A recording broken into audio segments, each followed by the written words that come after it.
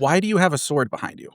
That is a phenomenal question and a great place to start our conversation here, T-Dog. Fun fact, I actually used it for self-defense one time, or attempted to use it for self-defense one time. Fortunately, I didn't have to stab anybody. So I open the door, see him yelling, come back, get the sword. I'm there with the sword, and If you're looking for a chill way to wind down after your rec game, listen up.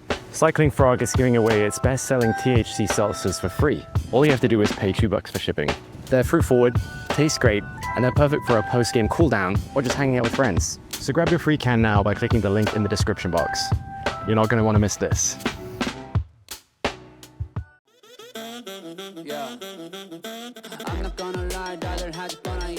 all right, everybody, welcome back. We've got another action-packed episode of the Pickle Pod this time around. We're going to get back to some Q&A, but first, I have a couple of questions for John Lucian Goins, who's going to be stopping by the podcast with us. Get to know the teenager that just won his first Major League Pickleball title in Bristol. We'll talk about everything else that happened in Bristol, including Stompgate from Christian Alshon and Anna Bright's singles run, as well as Matt Wright's run. So there's a lot of interesting happenings in the Bristol PPA this weekend. We will also talk a little bit of behind the scenes stuff, including the UPA contracts updates and which players are signing, which players aren't. Obviously, we're going through all of the technical stuff with our boy Eric Tice, so it's going to be a good Pickle Pod episode. Stick around until the end for the Q&A as promised. Welcome to the podcast, John Lucian Goins. Congratulations on your very first PPA title this weekend in Bristol, Tennessee. How does it feel, dude? It feels great. And thank you. Thanks for having me on. Excited to get going with this. Yeah, dude, I think that the people want to get to know you a little bit. You know, we first heard of you for most of us, right, when you had the big upset of Ben Johns back in March in Cape Coral, and that was kind of like your breakout sort of moment. But I kind of want to back up a little bit before we get to that point to even get to know you a little bit. But first and foremost, how old are you? Well, I'm actually 17 years old. Gotcha.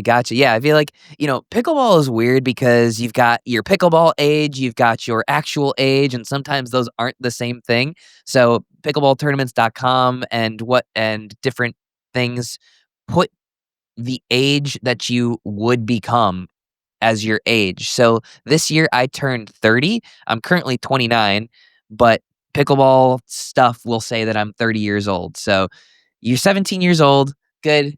We clarified that. Most 17-year-olds are in high school.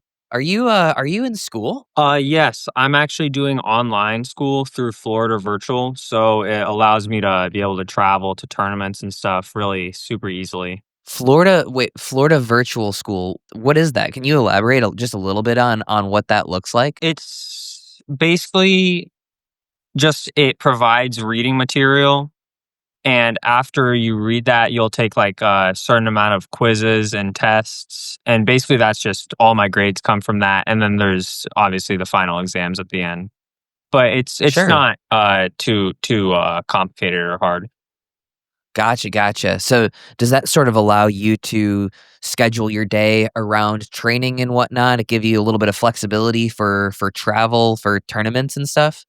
Yeah, because it's reading on my own time, I can basically practice at any time of the day, which gives me a lot of flexibility to work around other people's schedules too. Yeah, nice. That's got to take a lot of discipline to still get your work done. Is that you, or do you have your parents are like, John, you got to get your work done? Like, where does that come from? I'd say it's about, I want to say it's all me, but it's not entirely. I got my parents for sure to keep me on track if I get a little late on some assignments. Nice. So what does your training look like? Who do you play with? Are you practicing more singles, more doubles? Like, tell me what you're doing for training, because obviously it's paying off pretty well. Right now, I play a lot at a place called Dill Dinkers in Sarasota. It's run by Davidson, Forrest, and there we get a lot of great players like John Cangalosi, Dusty Boyer, Jay Chinzones, Michael Leonard, and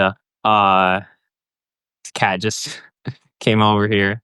But we get a lot of good players like Michael Leonard, and basically we're mostly doubles. It's like a kind of group setting, so we'll rotate in for games, but we'll also try to get some singles on the side if we have like a odd number or two people waiting out. Wait, so you're only getting singles practice if you've got an odd number and people are waiting?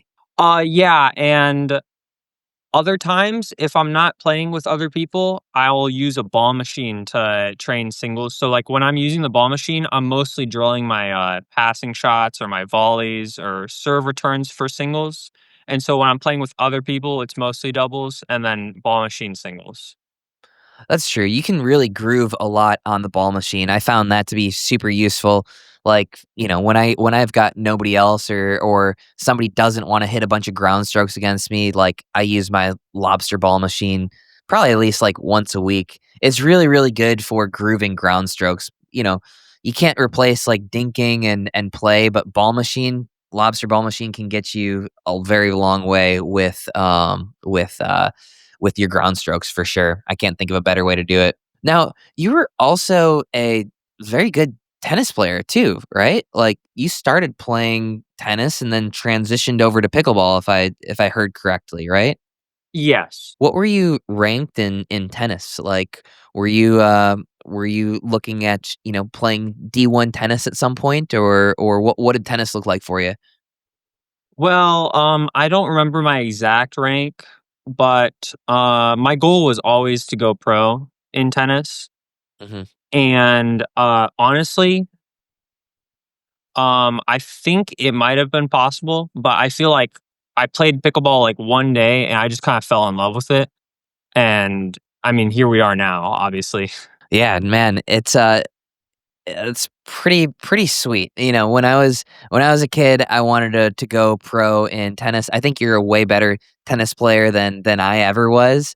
I'm just fortunate, and we're both fortunate that we found pickleball and are able to do it. So it's fair to say you just enjoy pickleball more then, huh? Yeah, I love the strategy behind it. I feel like tennis can be very physical, and so like if there's someone just bigger than you, they can just overpower you. I feel like in pickleball, like it's much easier to work around that. And I mean, obviously, with dinks and the patterns of doubles and the placement in singles, that it's a lot more strategical or tactical. And I Mhm. like that how that challenges your mind. Yeah, definitely. You do seem to be, from talking with you just ever so slightly at our Atlanta meeting, and then just seeing the way that you play, like you do seem to have very, very good court sense, right? It seems to me like you see the court and the strategy very, very well for somebody that is slightly newer to the pro game. When did you go pro? Would you say? I played my first pro tournament in late August of 2023. It was or no, it was early September, I think. It was the Cincinnati tournament, and after that, I didn't really play many PPAs last year. I played mostly APP, so that was like kind of like the start of my professional debut. But this year, obviously, after Cape Coral, I've been playing solely PPAs. Gotcha. So you signed up with them pretty much right after that. Yeah, basically, it was that was like the kind of the gateway to playing PPA. Yeah, I gotcha. So obviously, like, you know, going into that match against Ben Johns in Cape Coral, did you think to yourself, like, you know, I'm gonna win this or I can win this? Like, what's your thought process going up against the GOAT? Actually, no. When I'm going into a match, no matter who I'm playing, I always try to have the mindset that I'm going to lose or I'm losing, because when you're losing, you generally like want to fight harder to come back. And so I feel like if I can get myself into that mindset, like I'm gonna grind and scrape out every point. And also I don't want to get too like relaxed or big headed even after, even if I'm up on him or whatever. I don't want to ever Mhm. relax. Yeah, that's interesting. I feel like, confidence is obviously great, but there is definitely a sense of urgency from being behind in a match that's you can't replace, right? People when they get behind in matches generally start playing a little bit better. You see somebody get down 8-1 or 9-0 or something, they always seem to sort of claw it back to like, 11-6 or something like that. People get somewhat complacent when they're ahead and they get that sense of urgency when they're behind. So, I think that's an interesting perspective to have. And then, when you've got that match point against Ben Johns, are you tight? Are you like, "Oh my goodness, this is happening?" Like, is you at that point, that's going to be like a breakout win for you. So what's going through your head when you've got that match point against Ben? Well, I'm trying not to think like that, but I feel like Mhm, in that type of moment, it's like kind of so big that you can't help but think about it. mhm. But I'm just trying to like move my feet and just distract myself from thinking like that. But it gets through honestly because it's such a big moment. Right, of course. Everybody tries to sort of, like, push that down, right? It's, you know, y it's impossible not to when it is such a big moment. It's really just about it's not about ignoring it, it's about how you can deal with it, and it sounds like you've read the inner game of tennis and you're trying to distract yourself and you're worried about your feet or looking at the ball or anything but the moment, but, yeah, that's gotta be pretty cool sort of breakout. Now what have you been up to between now and then, right? You've played a good chunk of tournaments. Like, yeah, what's the training and whatnot been like between March and August? Well, as I was mentioning earlier, I've been actually focusing a bit more on doubles when I'm training, because I feel like that's also a huge part of pickleball, and it might be the bigger part, honestly, because I feel like that's where a lot of the top players put most of their effort. So it's like I want to be obviously like really good at singles, but I also want to my doubles game to, kind of start catching up. So I've been practicing a lot of doubles too. Yeah, interesting. Well, what do you think? And you don't have to answer this if you don't want to. What do you think is holding your doubles game back compared to your singles game? I feel like it's still a bit of strategy. Like coming over from tennis, single strategy is like really simple. It's like you're when you're back and your opponent's up, you're trying to hit a pass or you're trying to get a drop. If you're up, you're trying to block off their angles. But doubles is a lot more complex. Like there's patterns. Like I have heard of the triangle pattern, and there's just so many of those different patterns. I feel like I still don't know that like the top pros do that Mhm. I still need to figure out or learn. Yeah, definitely. And those patterns change against every player, right? The Yeah, pattern that works against, Gabe just is going to get shut down by Hayden. And you've got to sort of build the general patterns and then understand how they also adapt to the people that you're playing against. So it is a much more, you know, nuanced game where strategy is a much more important element of doubles than even singles. Not to say that strategy isn't important in singles, but it's everything in doubles. yeah. So, coming into Bristol, did you have the same mentality like you can lose to anybody or you're losing to anybody? Yeah, honestly, yeah, that's I try to have that mentality in every tournament, and obviously, I'm not, like, expecting to lose every match, like, I still have confidence in my strokes, but I do try to have that mentality, especially against players who, are better than me or, like, stronger on the board. I try to come in with that, like, underdog mentality. Mhm. But at the same time, did you think there was a shot that you're winning the whole thing this weekend? Not at the beginning of the tournament, no, I was honestly very surprised, especially on Wednesday when I got through the draw. I mean, Connor was so tough, Adam was Mhm. so tough, Yuta was so tough, Wyatt. I mean, they're all tough matches. I feel like anybody can take out anybody right now. Like, any of these matches can be so close that it's just like a couple points difference, and those couple points are just like either all mental or just like something can go one way or the other. Yeah, definitely. Yeah, the level of singles is so even, and it's so prone to people getting hot for a little bit. You can really do some damage over just a couple of points if you get hot, and you know there's not much an opponent can really do about it, right? You can get Yeah. hot in doubles, but it's pretty easy to sort of cool somebody down in doubles. Much more difficult to cool somebody down in singles. So, all right, I've got an open-ended question. What makes you so good at singles? That's a good question. I think honestly, in my opinion, the best part of my game is probably anticipation. When I'm at the net and my opponent's trying to pass, I feel like I can sort of anticipate where they're going based on like their body language or what they've been doing pretty well. So I try to block off their angles. And I mean, the strategy is very important too. I feel like, as you were mentioning earlier, I can be pretty good strategically, but also sometimes, like, especially in the big matches, I can get a kind of brain fart too because of We the all can. nerves. We all can. Yeah. So I don't know if you saw, I put out a recap video. I legitimately think that you are the most complete singles player on tour. And what I mean by that is if you look at most of the other singles players, they all have one shot or another that they don't have, right? You can hit very hard uh, down the line passing shots on both wings. You can also hit those dipping passing shots on both wings.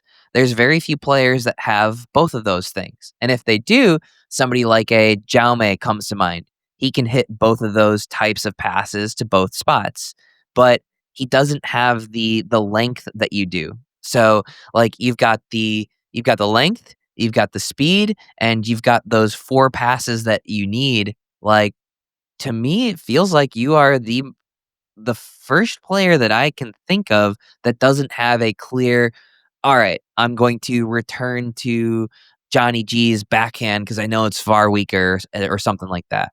So you've got a very complete game, in my opinion. What do you think is your biggest weakness, or what do you feel like you need to work on to be winning these gold medals more consistently?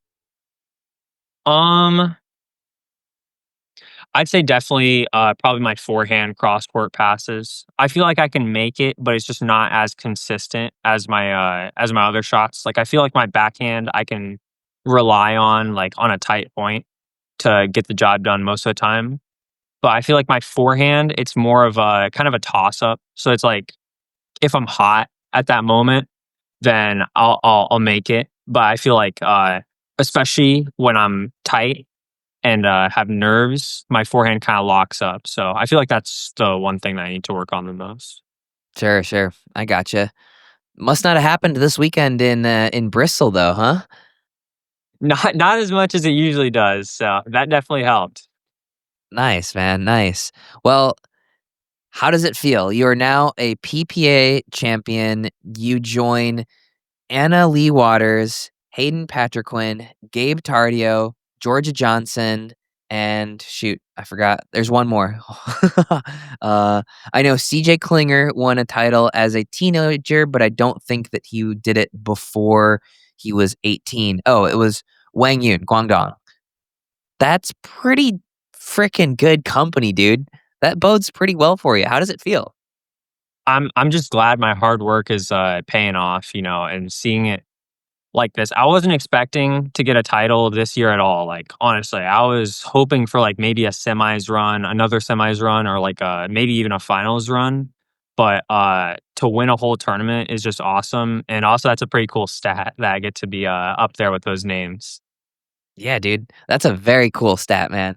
And I think there's gonna be plenty more titles where that's coming from too. But is there anything else that you want people to know about you? Well, I'm pretty sure this has been mentioned before, but I'm a big chess lover. I love playing chess Oh, in my free nice. time. So I feel like any strategy that I employ in pickleball probably has its roots somewhere in either tennis or chess. I feel like it can transfer over pretty well. I mean, you wouldn't expect that, but I feel like it can come over pretty well. Wait, so like elaborate on that to somebody who's about a 400 elo, okay? So does chess just help you see a couple of shots in advance? Because obviously in chess you're looking at 5, 6 moves in advance. Like can you give me one sort of example of how chess helps? So yeah, like what you were saying about seeing moves in advance and my anticipation, which I mentioned earlier, I feel like that comes a lot from chess because in chess you always have to, whenever you play a move, you want to know what your opponent's going to do, and then you can look at like what their threats are from what they're going to do. So I feel like in pickleball, like especially when you're returning, you're like, well, if I'm going to return to his backhand, I need to watch out for his cross angle. So I need to position myself a little farther over. And I feel like it just doesn't directly transfer over, but I feel like you get a sharper mind for seeing those tendencies. You've trained yourself to always anticipate, not to react. A lot of us coming over from tennis, we have anticipation, of course, but it's not nearly as important actually as something in chess, right? If you're reacting in chess, I feel like that's problematic, but in tennis you have not a ton of time, but you have some time to react. I think anticipation is everything in chess. You don't want to be caught off guard. Interesting. Is there any other sort of nuggets that you take from chess to your pickleball game? Well, I mentioned this once before, I think a while ago, but I mean, it's just like never giving up, like even when you're down a lot, and just you can always claw your way back, like no matter what the score is. So I learned that from a chess game I played like a while ago, and I was just down so much, I was completely losing, and I just stuck with it and was able to come back and win. So I feel like that's always been like the most important lesson that chess taught me. Yeah, interesting. It's a game without a clock, right? Well, I guess chess does have a clock sometimes, but are there any similarities in how you evaluate opponents in chess, like taking a look at their tendencies or, in pickleball, taking a look at their stroke tendencies? Yeah, for sure. There's a bunch of different opening setups that each lead to different types of positions. So I feel like knowing what opening they play can help you kind of gauge like their preferred setups and the positions they like, because each position, like there's going to be a certain piece that's stronger than all the rest. And so you can kind of transfer that over to pickleball based on like, well, if they like running around, then they're not going to like it if you return to their forehand, for example, or if Mhm. they or like if you get it to their backhand too, especially if you're able to get it all the way over there. Gotcha. How good are you at chess? What's your elo in standard? You got to be pretty good. Um, Over the board right now, I'm like 1800, and online, somewhere around 2400 in rapid. Dang, in rapid. Okay, what time segments do you use, or what's the correct term for that?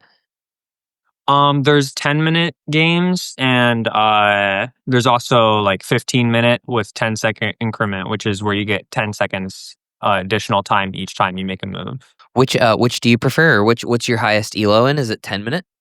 Yeah, 10-minute is it's the most popular and the easiest to find a game. Interesting. Okay. You have any chess YouTubers that you like to watch? Because I'm a horrible chess player, but I've been watching some Gotham chess and a little bit of Yeah. Hikaru Nakamura. Yeah, I like Eric Rosen too a lot. He posts really great videos. Interesting. Okay. Very cool. Well, dude, anything else that you got? Anything else of interest to you? That was a really good tidbit, and I can totally see it. But what else about Johnny G do we need to know? That's all the interesting facts about me. I like I have a cat. Her name is Nisi. Um, Dusty knows that it's kind of an inside joke we have about about my cat, which is kind of funny. It's a long story. We'll leave that to the commenters to go investigate. Well, sweet dude. Let's do this again sometime. Win some more PPAs, dude, and we'll get you back on. It was really cool getting to know you, and I'm really excited to see how you build on this too. For better or for worse, good singles results help you get better doubles partners too, right? And so I think this will be a very good thing, obviously, for your career and for your doubles game too. So I'm excited to keep following along with you. Where can people follow you too? Are you on Instagram or the Facebook or anything? Yes, I do have an Instagram. My handle is John Goins PB. Okay, perfect. You heard the man. All right, real quick, if you've been on your feet a lot lately, especially at tournaments, do yourself a favor and check out these shoes from G-Defy. They've got this tech called VersaShock that absorbs impact and gives some of that energy back, so you're not feeling totally wrecked by the end of the day. They also throw in 2 orthotics for free, which is usually like $100 from a podiatrist. High arch, low arch, whatever you've got, they've got you. They just dropped a bunch of new styles for the summer. Hit the link in the description and use code DINK for 30% off orders over $100. That's all caps DINK for 30% off orders over $100. Why do you have a sword behind you? That is a phenomenal question and a great place to start our conversation here, T-Dog. This is one of the first tournaments, prize money tournaments that I won. Myself and Kyle Selinko played the Yes. Belvedere International Open, hosted by Mike Shears. Always put on really cool tournaments, and that was the King of the Court tournament. And so naturally, as trophies, we got swords. He and I beat Althoff and Dave Weinbach in the final, and Kyle was like full body cramping. I was playing like the entire court. It was one of the coolest like wins. It was the first prize money tournament I ever won. Guess how much I won? A sword? A sword. Yes, there was monetary value there. Okay, $500. Oh no. Come on. Tice. This was probably like 2018, not 500. Maybe 2019. $75. Getting warmer. $60. I thought I was rich. But that was a Is that cool per one. So, person or per team? per person. So Nice. $120 for the team for first place. It was dope. So yeah, that is why I have a sword. Fun fact, I actually used it for self-defense one time, or attempted to use it for self-defense one time. Fortunately, I didn't have to stab anybody. But in Whitewater, Wisconsin, where I was living, I lived on the upstairs, in one of the upstairs rooms, and all of a sudden I hear somebody screaming. I'm asleep because it was probably like 9:45 p.m. on a Saturday, but I hear somebody screaming and they're like, "Get the fuck out of our house. Who the fuck are you?" All this stuff. I'm like, "What is going on?" And there's some like hammered kid who's like yelling and stuff in our upstairs, like right outside of my bedroom, and one of my housemates was there. So I open the door, see him yelling, come back, get the sword, but like and so I'm there with the sword, and we eventually like shove him out of the house. Like he's hammered, but like close the door behind him. Like okay, not our problem. So yeah, I use it's a great self defense tool. Was that in college? Yeah. That's okay. Anything Okay. else you want to know? Yeah, I want to know what that glass little thing is that looks like an award. Yeah, that's our Dink Award for Oh, the best pickleball podcast. nice. Okay. Okay. I like it. Yep, that's that. Let's see. I've got a MLP championship ring from the Squeeze. That's pretty cool, I think. That is actually cool. I got this stuffed animal a couple weeks ago because it reminds me of my dogs, and it's Texas and it's a little longhorn, so I just liked it. Okay. I like it. And then you got a bunch of your own paddles, got some motivational books, some Yeah, I got square shoes. I like it. Yeah, that's some. Well, take us through your background, T Dog. What's going on back there? You got some pictures and stuff. Well, the viewers can't actually view over here, so they don't see those pictures. But it's a bunch of pictures of me and my wife, and my dogs, and Oh, then nice. right here and here, and here are books, and those books are my favorite book series. So, and they're like collector's editions. Oh, what book series is it? It's called Red Rising. It's a sci-fi type of futuristic book series where certain groups of people take over the universe. I don't need to get more into that. Me and Brooks Jones are big fans of Red Rising. Interesting. Okay. Surprise, surprise. Some nerd stuff. Yeah. Yeah. No, I'm just messing with you. I like that stuff too, actually. I went to Harry Potter play this weekend in New York City.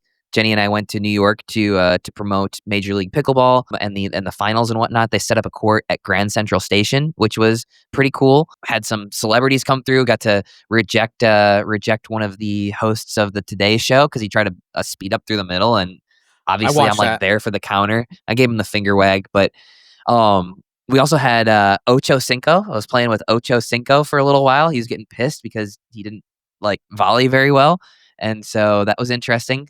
So the event was cool, but the one thing that I really wanted to do was go see the Harry Potter play, and it was definitely worth it. So I call you a nerd because you're a nerd, but I'm kind of a nerd too, so I'm with you. Got it. I thought the best part. So I watched that little thing. Obviously, Ocho Cinco has. It seems like he played before, but not volleying well. But the best part by far was that newscaster just like put his whole body into an off the bounce speed up, and you completely just annihilated it back down onto the ground. Like his whole body was still like, I think he would have done a kitchen fault if the ball was being volleyed. His momentum was so hard. Like he was like, I'm hitting this ball as hard as I possibly can. And you just counter it right back down. Yeah, he really thought that he cooked with that one. Like he Yeah. thought he had it. Like it was gonna be a Yeah. walk off for him. I just can't let that happen, respectfully. Now he almost got he could have almost got me because he swung way too hard for how soft that ball ended up going. That could have thrown and would have thrown most people off, but me Yep. anticipating his lack of power, I was all over it. Should have bagged Ocho Cinco, but you know, there's always next time. Yep. For sure. So yeah, that was my weekend. That's a good little personal life stuff for you and I, Tice. That's nice. Let the Yeah, viewers yeah. in on. You're always so guarded, Tice. I'm not. No, that's why the people like you. You see what you see is what you get, which is nice. For But sure. all right. Well, we should probably at some point talk about pickleball, and we got a lot to talk about from PPA Bristol. We had a few interesting things come through on the quick little PPA break before the MLP playoffs. Obviously, we just had John Lucian Goins, Johnny G, on the podcast. What's your take on that quickly? We won't beat that one to death, but thoughts on Johnny G? Man, the kid hits some very pure strokes from both sides. I think, and every, especially like singles players, are very different with their strategies and how they play. I think he is one of the ones that is benefiting from the lifetime ball, having it bounce up a little bit higher, able to shape it a little bit more, type of thing. So Yeah, no, I agree. I think that he does benefit. I also have a hot take. okay, John Lucian Goins is the most complete singles player in pickleball. I'm not saying he's the Wow. best player. I'm saying he has the most complete game. Meaning Yeah. he can hit down the line passes off both wings. He can hit dipping passes off both wings. He's long, he's fast. The next most complete game, I would say, is probably Connor Garnett and Jaume. However, Connor doesn't have like an incredible serve, and Jaume doesn't have the length at the net. John Lucian Goins does not have a weak ground stroke. He's long at the net. He's got good serves and good returns, and he moves well. Like, I think he's the most complete pickleball player on the single side. Yeah, I put Alshon in the running there. Alshon has no backhand. The backhand isn't great.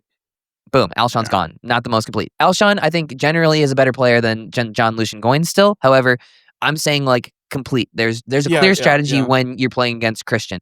Christian's probably got a better forehand. He's probably got a better serve. He's a better mover. But he's not complete the way that John Lucian Goins is.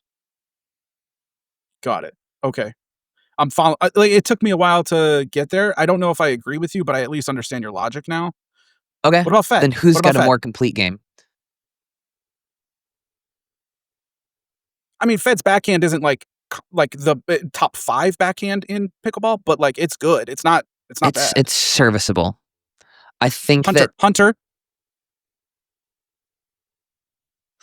Hunter's net game, he's relatively easily passable. But Doesn't quite both have the ground strokes from length. both sides are True. His ground strokes unbelievable. from both sides, I think, are better than John's. So I think Hunter's probably the best argument. Hunter's probably another argument at least. Yeah, Hunter, Fed up there. So okay, well, I'm sticking with my hot take, even if I am wrong. Similar to Jim Kloss, actually. Well What a played. segue! What a segue! Look at that. It's like I've been doing this for like 3 years. Yeah. Matty Wright had himself a weekend.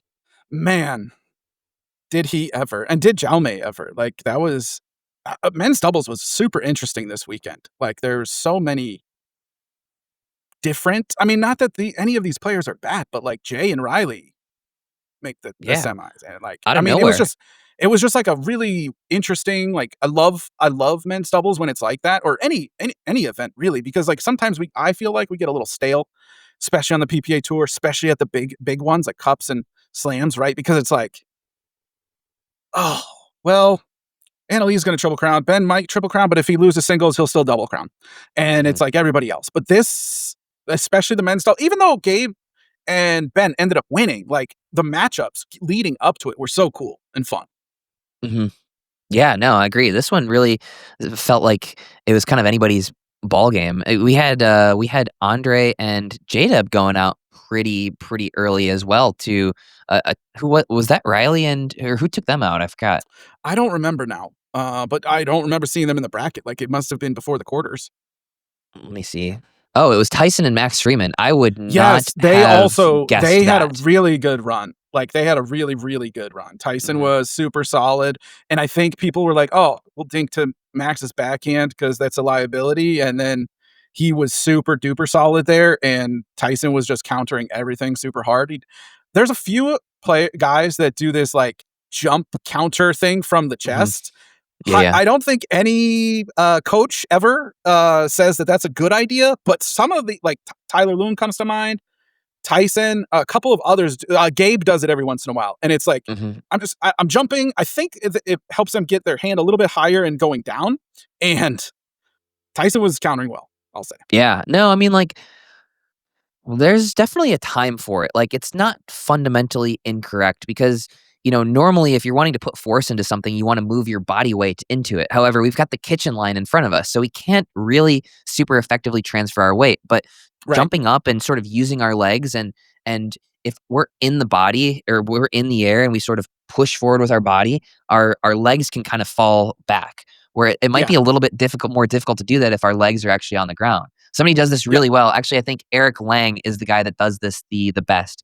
He used to do it far more. He kind of still jumps a little bit, but he is a little bit more compact with it. And his backhand punch is insane.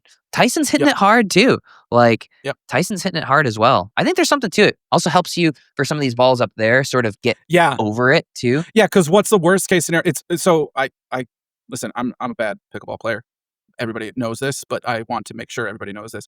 But I do coach high level soccer goalies, and it is much easier to move your hand, start your hand here, and have to come down on the ball than it is to like try to get up to the ball if it's going high. You know what I'm saying? Your ability to move your hand up is much slower than it is to move it down. So if you can get it up here and then be pushing down, I just slapped my mic, so that's good. Yeah, that's embarrassing. Okay, can we move on? Thank you. You got the point across. Yeah. All right, let's move on to Anna Bright. Good singles run. Where would you power rank Anna Bright in terms of singles prowess? First tournament, as you mentioned, since Milwaukee. If what's the question here? Is if she was playing at like every tournament, where would I rank her? No, power rankings meaning like we have a tournament next weekend We have designated all of these players to play against aliens to save our Okay. species. Where is Anna Bright in the pecking order this second? Say there's 3 women that come to mind that are very good at singles that don't play singles. That's Rachel, Tyra, and Anna. So I'm trying to think. I would put those 3 in the same type of category. Now, I would say Tyra is a little bit better than the other 2. I would say in the 10 to 12 range Yeah, I would for Anna probably Bright. agree with that. Because, like, before Anna, you've got Annalee Waters, Kate Fahey, Caitlin Christian, Paris Todd, Brooke Buckner, Leah Jansen, Catherine Parento. I don't see Anna as and that's 7. I don't see Yep. Anna as a regular favorite against any of those players. Yep. However, right after that, you've got Chao Yi Wang, Mary Bracia, Salome Davidze, and Judith Castillo. She lost to Judith. I'd probably put Judith ahead of her, putting Anna at probably the 9th ranked singles player or power ranked. I would put Tyra Argument to be ahead made. of both of those. Sure. Okay. Tyra ahead as well. Okay. I think Rachel's a better singles player than Anna too. Really? I don't know if we've ever seen. Has Rachel ever played a singles tournament over the doubt last it, couple but of years? and I could be way wrong on that, but I think when they started out, Rachel always played the 1 in Dream Breakers, and Rachel's Dream Breakers were very good last year. But all that to say, like, there's some really good singles players that are terrible at Dream Breakers, and vice Rachel versa. played 4 with us. Anna was playing 3 with us on the squeeze. Was it? Okay. Mhm. It must have been last year that I remember, because I remember specifically Rachel had some really good singles stats, and it must have been last year's Dream Breakers because she can hit the shit out of the ball. Yeah, Rachel's a great singles player. Yeah. I just think she doesn't want to do it for multiple No. matches of 2 out of 3. She No. prefers to just ball singles a couple points at a time. Yeah, same with Anna, and same with her. Like, they're not playing for a reason. Mhm. It will be interesting if we get to a point where, like, there's some serious prize money involved in singles. If any of them, those players that don't play currently, start playing more. Well, the way that these contracts are being restructured, singles is going to be important next year. So basically, next year, you're going to get appearance fees to Major League Pickleball based on your PPA composite ranking. Your PPA Yeah. composite ranking, I think, I forgot what it is. I think it's 40% mixed doubles, 40% gender doubles, and like 20% singles. Or No. So either way, It's like maybe 45 and then 35. What does that add up to? 80? 80 and then 20. Maybe it's like 50, 35, and 15. Because Well, I think either way, singles is like, 15. Yeah. Either way, singles factors into your composite ranking. And For so sure. like singles is going to be, look, if you could tell people that they could get a 15% boost in their ranking, that's enormous, right? So And you probably don't even need to do that well. Like, even if you just make the quarters every time or something like that, especially women's, that might be Mhm. 1 win or maybe 2. Mhm. So yeah. Yeah. Well, we've got more to cover, but should we, since we talked about contracts, should we get into contracts a little bit? Yeah, we can. I've put out a couple of videos about what's going on with the contracts, but I think I'm probably too in the thick of things. T-Dog, would you mind giving the people listening basically like a minute summary of what's going on with these contracts right now? Yeah, so let's talk about the contracts and what's going on right now. Like you said, you're probably very in the weeds. I, however, am not in the weeds because I don't deal with contracts. So basically, and I put out an article about this maybe a month ago or so. But basically, the league is renegotiating contracts with a bunch of players right now. For the vast majority of players that are being negotiated with, we're going to use the word extension. The league likes the word extension, so I want to use the word extension. And so these extensions are being offered to a vast majority of players who signed during the 2023 Tour Wars. And we're halfway through the second year of those guaranteed contracts. So the guaranteed contracts were for 2024, 2025, and 2026. So they're about halfway up. So what the league is doing is they're taking whatever your contract amount is for that third year, because 95% of players signed a contract for 3 years. let's just, for ease of math, for everybody involved, let's just say a player signed for $120,000 per year for 3 years, starting in 2023. They are currently ready to be earning $120,000 in 2026. What the UPA is doing is they are saying, hey, let's take that 120,000, you'll see why I use that number in 1 second, and let's divide that by 3, because smart people can do the math and say that's 40,000. And in 2026, you're guaranteed 40,000. 2027, you're guaranteed 40,000. 2028, you're guaranteed 40,000. So they're extending these guaranteed contracts, but lessening the guaranteed amount, all based on the fact that they're going to have a much larger prize pool of money in 2026, 2027, 2028, to the tune of $10 million local, continentally, I'll call it, and up to $5 million internationally. And so the thought process there is, if you want to bet on yourself as a player, sure, take some lesser guaranteed money. Hopefully you win some money, and now your overall amount of money is higher than it would have been. How'd I do there? Gotcha. Yeah, no. There are plenty of players who are in the opposite situation that probably won't take this deal. For example, if I'm making a bunch of money guaranteed right now, but my results aren't that good, and I haven't made a semifinal or a quarterfinal in a long time, the prize money below that isn't very good. Like, you don't even start making money until the round of 16. So if you're not doing so well and you're making a ton of money, some of those players may not choose to sign that contract. Right. Yeah. And it sounds like we have to have a certain amount of players to switch over in order for the prize money grids to take effect. So that is something that is on the radar. It's something to sort of follow along with, because we've had Jimmy Miller announce a good chunk of players that have signed, but that 23 deadline, to be exact. 23 of let's see, there's 188 signed players, but this is probably only relevant to maybe like 75 of them, probably. Yeah, so somewhere around there, I would think. Something like that. So that deadline is coming up on the 15th. The deadline to sign is Friday. Otherwise, you lose access to the top prize money grid. So there's going to be a lot to follow along with this week on that. Yeah, for sure. Jimmy has been sending out on X the players that have signed. That's why I was able to count them. I'm sure there will be a flurry of those. It'll be interesting to see if the league gets enough for whatever they deem to be enough. I would not be surprised if they move the deadline back a little bit because of the weekend. Like, a lot of players are in San Diego, so they can still negotiate some of that stuff. But we'll see. It's a very interesting. Like, the next week is very integral to the future of the UPA in terms of contracts, for sure. Mm-hmm. Yeah, definitely. Yeah, this is probably going to determine whether or not we end up going to, more of a prize money model for next year, which I think fans and league probably agree that that's for the best.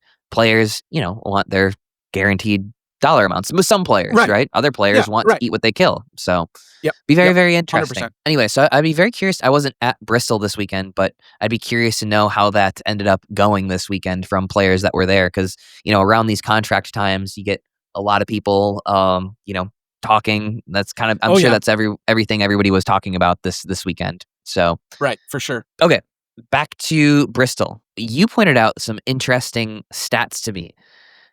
I was asking about teenage winners, and you found out that John Lucian Goins joined a pretty freaking good group of players.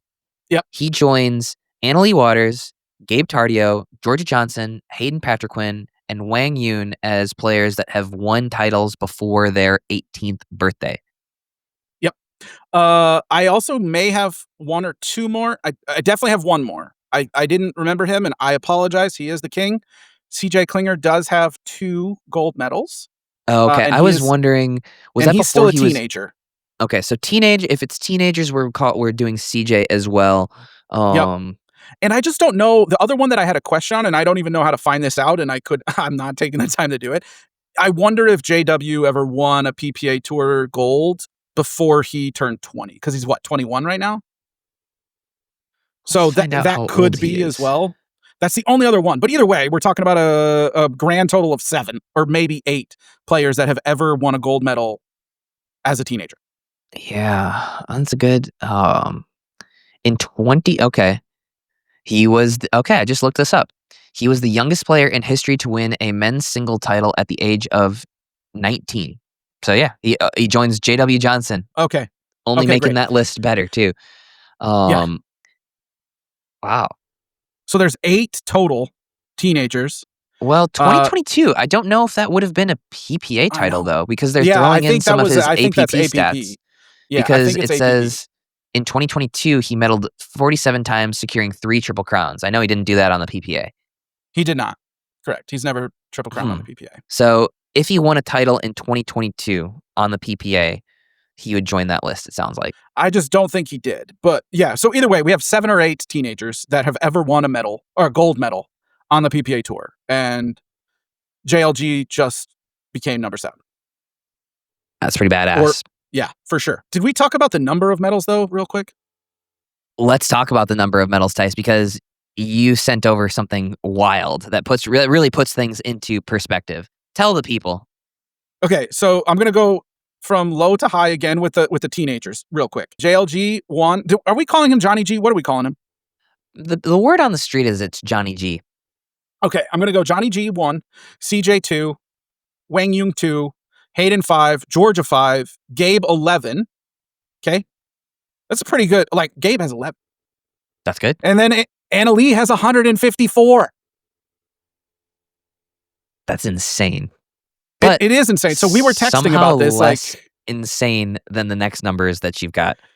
Yeah. So I was just like, me and my nerdy mathing pickleball self was like, okay, let me just look at this. Thank God Maddie Pickles posted this thing.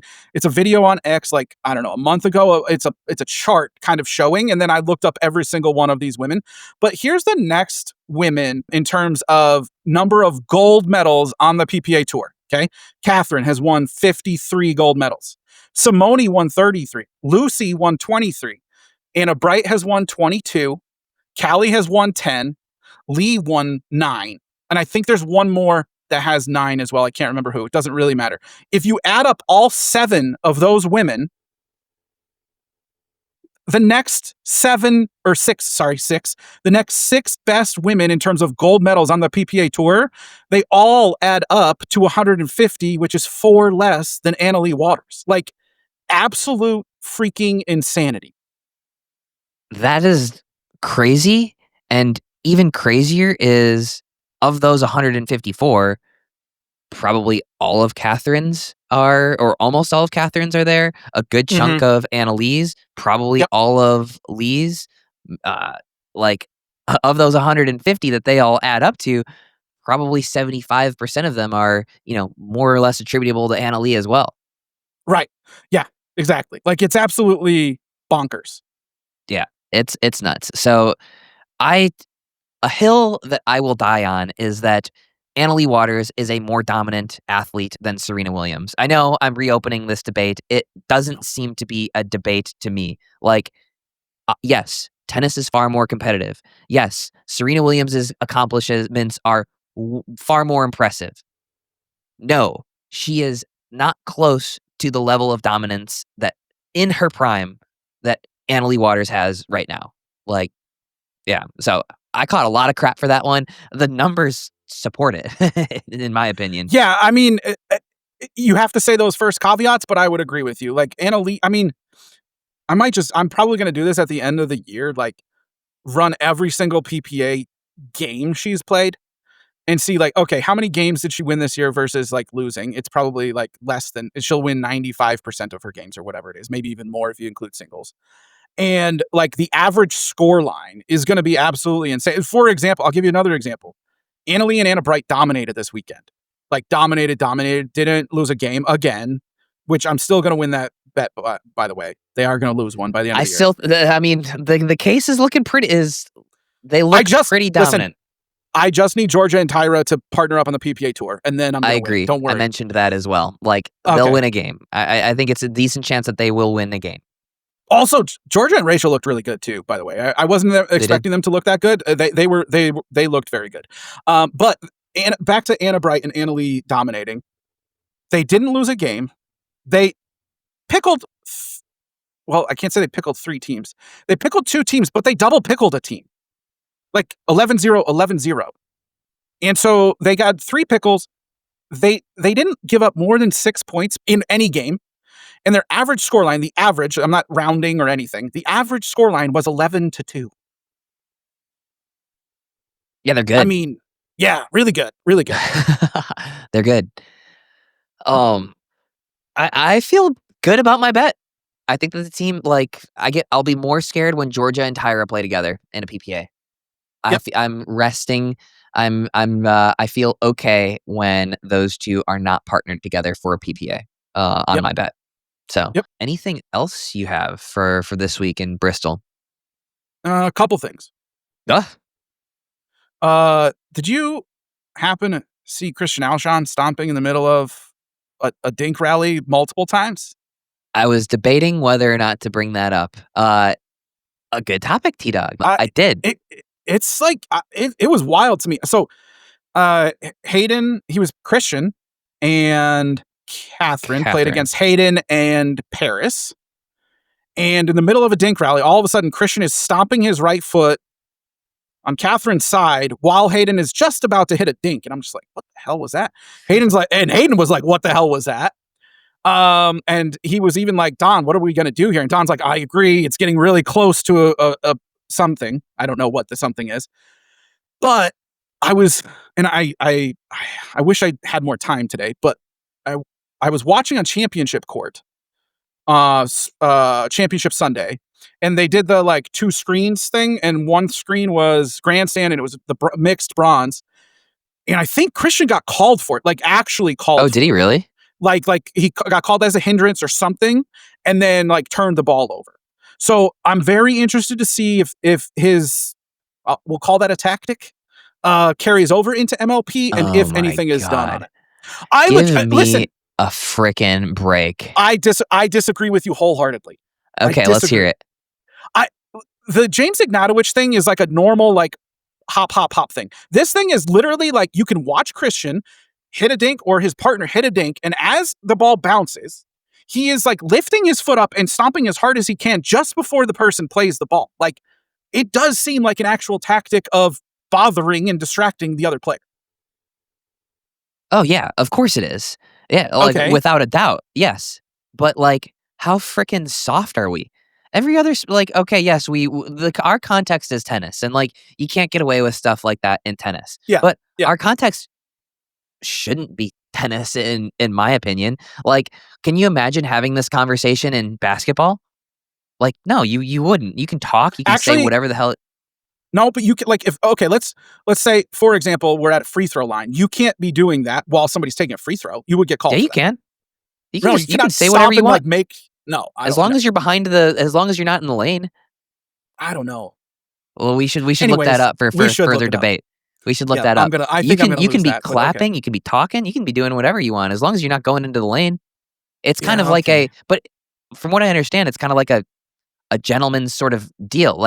Is it unethical? Right. Maybe, yeah. Probably shouldn't be distracting people, but should it be regulated? I don't think so. So how do you feel about this? How do you feel about this? Because there are some players that do this mildly. I have a very laissez-faire feeling towards any sort of distraction / hindrance rule. So let's. Okay. I almost certainly think that it should be allowed. Go ahead. So there are some players that will do this wave thing, or throw their paddle up here, and then they'll juke to go to the middle and throw the paddle up, and then they come back outside getting ready for a speed up to their left. A lot of paddle movement. I don't know if I love that. I do like the being able to juke to the middle and then going outside and vice versa. So you kind of throw off where they think they have the opening, but a lot of paddle movement I don't particularly like. Yeah, And is you it don't kind of care. annoying? Sure, but I'm of the opinion I think that you should legitimately be able to say or do whatever you want during the course of a point. I think the only things that you should not be allowed to say are, since we're calling our own lines out or long or something, I think you just can't make a fake call. Other than that, I think you should be able to say or do whatever you want. You can clap your hands, you can stomp your feet. You're just going to make yourself look like an idiot. You maybe get a distraction one time, but it only works because it's been called a distraction or hindrance or whatever previously. I really think Yeah. you should be able to do whatever the hell you want, and like your opponent just has to get over it. Like I think it's too soft. Yes, it's clearly intended to distract, but like two can play at that game, and then you just are out there looking like idiots. Like it should Yeah. be I think self-regulated thing. distraction should be in one of those unwritten rules. Doesn't need to be a real rule. It should be an unwritten, like you don't do that sort of thing. But if somebody wants to, like, go for it. That's where I stand on it. I am about as Okay. libertarian on distractions as you can possibly be. And in fact, if we had referees calling our lines, or maybe like they had whistles or something like that, I would say you can say out, you can say whatever, like don't care. But the only thing is we call our own lines, so I don't think you can make this movement or call or say out. I do think that that's actually a distraction at this point because we call our own lines. So Yep. I'm passionate about that one. I think distractions Yeah, and you seem to hindrances, they detract from the game rather than adding to it. If somebody wants to make a fool out of themselves out there, I think they should be allowed to, and we'll all watch. Okay. Got riled up about that one. Yeah. That would be I'm not good- nearly as passionate about that as you because I don't play. So I think I'm also probably in a pretty vast minority on that one. yeah, I'm I would probably agree. 100%. Yes. in play of players. I think I'm probably on an island that of no more than like 25% of players, and that might be generous. I think that's 100% accurate. Yes. So that's okay. That's all right. What else you got? I know we talked about MLP playoffs, but I do have a good update for you from the league. We discussed last week about that third and fourth place. Are we really doing a bronze medal match? We are not. Oh, thank the Lord. Yep. No third place match. If there is prize money, I don't know how much prize money is. If there is prize money, it's getting split evenly between third and fourth, and there is no bronze medal match. So that's exciting news for everyone. Right? Success. Yes. I will say this. The schedule's a little wonky for the first round of the playoffs because the two play-in games happen on Friday, right? That again, that's the Ranchers versus Miami and Orlando versus Utah. That happens Friday? Yeah. You said But here's the crazier part. As soon as that happens, St. Louis and Dallas get to pick who they're playing, and they actually play a match Friday night. So it's most likely very well going to be the winners of the two play-in games are going to be the ones that are picked. So they're going to play early, and then they have to play late. Okay, real quick, here we go. You ready? I got the grid up in front of me. Friday morning, 11 a.m., Miami plays Texas. That's a winner stays, loser goes home. 12:45. Oh, they play at the same time. Oh. Utah and Orlando play at 10 a.m. on Grandstand. For some reason, we put premier level team on Grandstand. I'm not sure. Whatever. Challenger is after. So at 2:30, somebody plays the Shock, whoever the Shock pick. At 4:15, whoever the Flash pick, they play. Okay. 11:30 a.m. Saturday morning. You guys play whoever you pick. 1:15, Brooklyn plays whoever they get to play. Probably LA. 3 p.m., St. Louis plays again. And 5 p.m., the Flash play again. So that would have been their second. Sunday morning, you guys play, and then Brooklyn plays. And then basically any of those after match, like the third match, if it goes to those, play after. Got it. Huh. Yep. Interesting. Okay. Yep. Yeah. Wow. When are you flying out there? Wednesday morning. Nice. San Diego's easy to play in though, right? Like it's not super hot. It's a little humid, and I don't know. I feel like people say San Diego has like the best weather, so I don't know if I've played pickleball there. Really? Oh, you know what? I did go actually a long time ago to Bobby Riggs to play with Callan Dawson while we were on vacation. That was probably like 2017 or something like that. So, got it. It's been a little while. But either way, San Diego has amazing weather. I'm super excited to not be in 115 and not sweating. So, can't wait to watch all the action. Sweet. All right. So Allison Ward on Twitter asks, if Tyra Black played singles, do you think she would be able to take down Annalee Waters? It'd be interesting to see how Tyra's game would have developed if she continued to play singles. Honestly, she's obviously, I think, probably the best athlete out there. However, I do think that Annalee is more technically skilled, and I think that Tyra's ground strokes would need some improvement if she wanted to consistently compete with Annalee Waters. So if Tyra played singles, I don't think she's taking down Annalee Waters right now. If she continued singles from the time that she sort of started, that'd be a more interesting question to see where they would stand right now. But I still think Annalee would have the edge. Ash PB is looking for some, maybe some. She had a rough weekend on Twitter. She called out an incorrect foot fault and was just going 100% on it. She asked, did you know that the ball can bounce anywhere before you step into the kitchen? Some people may not know that. Not me, of course, but some people. I did know that. That feels like slightly more of a statement than a question. And in fact, we are boycotting Ash PB on Twitter for that error. That's a little inside Pickleball Twitter. If you're not on Pickleball Twitter, by the way, Pickleball Twitter is where it's at. Instagram, yawn. Facebook, boring. YouTube sucks unless you're on the Dinks YouTube page or mine.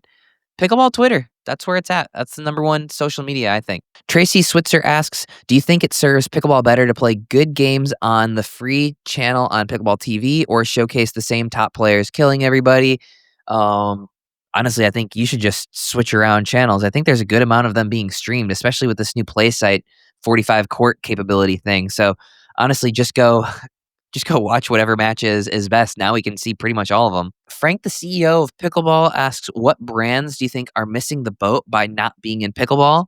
I think any brand that's not in Pickleball, missing the boat. Brian Gaines asks, why do pros tend to just hit the ball back to their opponents on the baseline instead of going for an angle shot or a soft dink? This past week, I noticed a bit of that being done. Bro, oh my goodness. It pains me to even have to answer this question. Why are you on my Twitter if you don't know the answer to this stuff, Brian? What's going on here? No, look, if it was that easy, we would all do it, right? But it's very, very difficult to drop shot your opponents. These are very strong athletes and they can get to anything. And if they do, the point is completely neutralized. So generating those angles and generating those drop shots is way, way, way harder than it looks. And also the risk just does not justify the reward. Kevin Bray asks, is hitting an ATP a bad shot now? It seems like a lot of them come back to a partner left playing 2v1 at the pro level. At what level does the ATP risk versus reward level out? I actually did a video on this, on different patterns and whatnot. Players are intentionally giving ATPs. The way that I think about it is if your opponent can move laterally or even into the ball to hit an ATP, they're going to probably hit a winner. But if you can force your opponent to be moving backwards and further out wide to hit that ATP, I think that you're in a good position. So if you're actually moving way back to hit an ATP, you're probably better off actually just not even hitting that ATP potentially, because most of them are coming back at this point. I Got Nothing says MLP starts games too early and ends too early before prime time. Can you explain the logic? It's probably prime time in some market. I don't really know. That's a good question that I don't have a good answer for. Pickleball Universe says, hot take, unless you're a lefty-righty combo, unwinding the stack in men's is not worth it anymore. Yeah, that's fairly accurate if you're playing against a team that's good at the shake and bake and good with the drives. Real Deal 83 asks, how will the new pay structure work when encompassing MLP? I've covered that in a couple of my own YouTube videos, so check those out. And if they didn't answer your question, ask that question again next week. Whatever asks, what's the overall consensus among pros on the lifetime ball? I think generally, I think there's probably 30% of pros that really like it, 50% of pros that just don't really care, and 20% of pros that don't like it would be the way that my breakdown works. PHX Rising asks, what's the downside to signing with the PPA? The downside would be exclusivity. If you sign with the PPA, you are exclusive to UPA events, PPA tournaments, and MLP tournaments. So if you want to play an APP or some other event, you can't do it. So the downside would be tournament exclusivity and then competition. It's very difficult to break through on the PPA Tour. And, if you're making round of 64s consistently, there's just not much prize money in that. If you're making round of 64s consistently in PPA, you might as well go play, an APP and make actual prize money until you can get further along in the PPA. So there's trade-offs. I think, for strong pro players, the UPA is the place to be. But for up-and-comers, until you've broken through, it might not be. Jason A. Texan asks, without naming names, which household names are potentially going away due to recent pay structure? You want to know names without naming names? Jason A. Texan? I would say the players most likely to walk away from pro pickleball would be the players who signed really inflated Tour Wars contracts that just can't back it up in an incentive-based structure anymore, right? Think of a player who was at their prime 2-3 years ago or 2 years ago and is on the decline now. Sir Bigfoot asks, why is men's singles the final event when no one cares about it? Women's doubles in the premier pickleball event should be prime time. Do you agree? I think a lot of it just depends on who's playing what. They really just try to structure it so that Annalee doesn't have to play 3 matches back to back to back is the main thing, I think. Derek Rose asks, will the adoption of the lifetime ball spell the end of men's singles runs from Ben Johns? In theory, potentially, but at the same time, he did win the Atlanta Slam with the lifetime ball back in May. So are his early exits in the draw ball-related or lack of adapting to newer, faster game styles? I think the lifetime ball is exacerbating the change to the faster style of play. Yeah, I think that's my opinion on that. Mustang 69 GT asks, can the screaming be stopped? It can't be stopped. Oh, embrace it. Embrace it. Sleeves asks, will you join the WPPA? Why or why not? Right now, I'm the president of the UPA Pro Player Committee. I think that we are doing a good job of enhancing things for players. We already got a few pretty good wins in terms of the current contracts. I will never rule anything out. I think that for the time being, I think that we're getting things accomplished, and I'm happy with the progress that we've made with the UPA Pro Player Committee here. David Masters asks, where did this Goins guy come from? You just heard it. Ooh, I like this question. PT or KWKZ315 asks, I was at the Cincy Open Tennis event where PPA is, and they have 2 new Padel courts. If there was a Padel tournament of all pickleball pros, who's taking it? I think you've got a few pretty good players. I think Ben is playing a good amount. I think Federico is pretty good and played like back home in Argentina before he came to the States. And I think Pablo plays a decent amount. I think probably those guys might be the front runners, but that's because we're talking about PPA.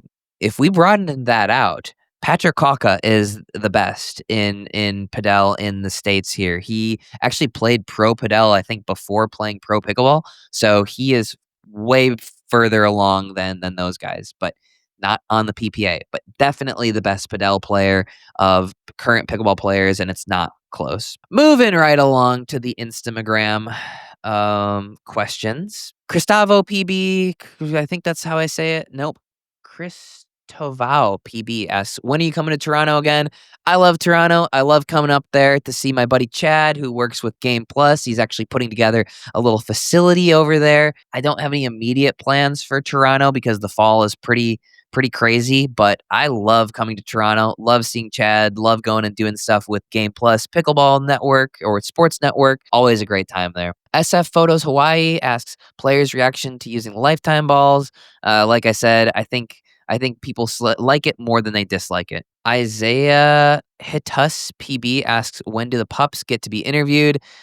They're kind of like interviewing, JW. They just don't have a lot of words. A lot of personality, but not a lot of words. So, but look, we've got a picture of them up there in their little stepbrothers outfits. That's Arlo. That's Murray. Stepbrothers. Love it. I can't read you guys' weird usernames. Fleur Lizenes says, why all the timeouts? Pros don't need them. Just use to stop momentum. You're preaching to the choir. Timeouts suck. Maybe they need them for advertising, but like it's unless you're on TV, I think you should get rid of timeouts. And even if you're on TV, I think we should get rid of timeouts unless it's just for revenue generating purposes. I am 100% with you. Username that I can't pronounce. Pooch310 asks, are costs of pickleballs out of control? I don't know. They're expensive, but it's worth it. Christopher Funk asks, if you were to start your own style of tournament play, what would it be? I kind of do that already. I mess around with the rules all the time. One thing I would definitely do would be extending the net posts, getting rid of timeouts. In fact, I put together a YouTube video a couple weeks ago of 10 things that I would do if I was the commissioner of pickleball. Just watch that video because that's basically what my tour would be. Ricky Griffey asks, what will the PPA do if Ben Johns and Annalee Waters don't sign these new contracts? Guys, they're signing these new contracts. Should it be mandatory to play with a different partner at least once a year? I like that. I like that a lot. I think there should potentially be incentives for who can win tournaments with new partners, right? You get a 5,000 bonus for every partner you win with or something like that. That could be very interesting. Fresh Juice Box asks, well, who is the best right-sided player at the moment? I think you've got to say Gabe, probably. He's winning the most. Christian, when he's playing well, is definitely up there, but through MLP, he hasn't been amazing with Eric on the right. They've been pretty good, but like it's hard to call him the best from that. So I think you'd have to say Gabe at the moment. So yeah, that is all of the questions that we have from this week. PicklePod. Yeah. I'm not gonna lie,